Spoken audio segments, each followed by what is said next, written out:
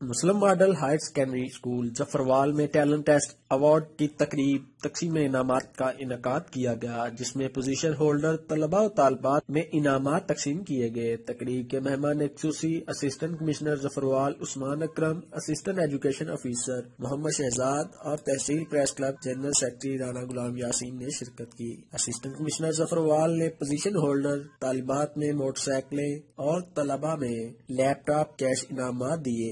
اس موقع پر assistant commissioner Zafarwal Muhammad Usman اکرم کا کہنا تھا کہ میں سمجھتا ہوں کہ جو زیادہ کامیاب لوگ ہیں وہ ہیں جو بیٹھے ہوئے ہیں۔ سائیکولوجیکل اسٹڈیز یہ ثابت کرتی ہیں کہ شرمیلے لوگ زیادہ کانفیڈنٹ ہوتے ہیں، زیادہ ایکسپریسو ہوتے ہیں، ان میں جذبات زیادہ ہوتے ہیں۔ زندگی 3 حصوں میں بانٹی جانی چاہیے۔ پہلا ہوتا ہے لرن، دوسرا ہوتا ہے ارن اور تیسرا ہوتا ہے ریٹرن۔ تو جب آپ لرننگ فیز میں، اس کے بعد کل کو آپ میں سے جو لائک ہوں گے، کچھ وہ نوکریوں میں آ جائیں گے، کچھ کاروبار میں چلے جائیں گے، وہ آپ کی ارننگ فیز سٹارٹ ہو جائے گی۔ اسسٹنٹ کمشنر نے مزید کہا کہ علم حاصل کرنا ہر مسلمان مرد اور عورت پر فرض ہے۔ علم کے بغیر کوئی قوم ترقی کے منازل طے نہیں کر سکتی۔